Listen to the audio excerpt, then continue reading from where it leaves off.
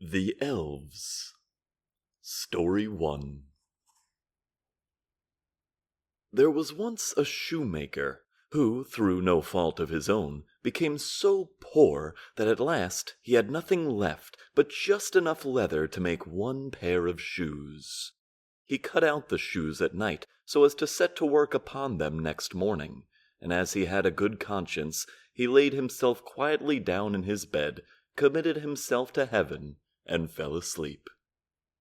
In the morning, after he had said his prayers and was going to get to work, he found the pair of shoes made and finished and standing on his table. He was very much astonished and could not tell what to think, and he took the shoes in his hand to examine them more closely, and they were so well made that every stitch was in its right place, just as if they had come from the hand of a master worksman. Soon after, a purchaser entered, and as the shoes fitted him very well, he gave more than the usual price for them, so that the shoemaker had enough money to buy leather for 2 more pairs of shoes. He cut them out at night, and intended to set to work the next morning with fresh spirit, but that was not to be, for when he got up they were already finished, and even a customer was not lacking who gave him so much money that he was able to buy leather enough for 4 new pairs. Early next morning he found the 4 pairs also finished, and so it always happened, whatever he cut out in the evening was worked up by the morning, so that he was soon in the way of making a good living, and in the end became very well-to-do. One night, not long before Christmas, when the shoemaker had finished cutting out, and before he went to bed,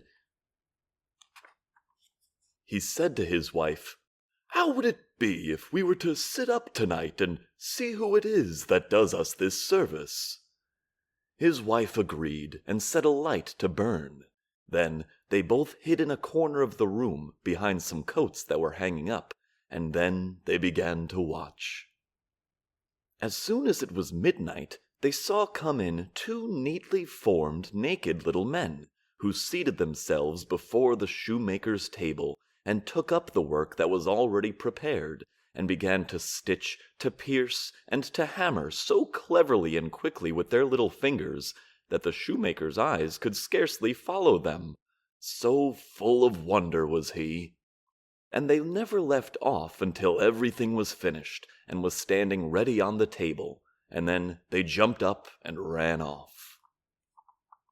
The next morning the shoemaker's wife said to her husband, "Those little men have made us rich, and we ought to show ourselves grateful. With all their running about and having nothing to cover them, they must be very cold. I'll tell you what, I will make little shirts, coats, waistcoats, and breeches for them, and knit each of them a pair of stockings, and you shall make each of them a pair of shoes." The husband consented willingly, and at night, when everything was finished, they laid the gifts together on the table instead of the cut-out work, and placed themselves so that they could observe how the little men would behave. When midnight came, they rushed in, ready to set to work, but when they found instead of the pieces of prepared leather the neat little garments put ready for them, they stood a moment in surprise, and then they showed the greatest delight. With the greatest swiftness they took up the pretty garments and slipped them on, singing, "What spruce and dandy boys are we! No longer cobblers we will be." Then they hopped and danced about, jumping over the chairs and tables, and at last they danced out at the door. From that time they were never seen again, but it always went well with the shoemaker as long as he lived, and whatever he took in hand prospered. The end.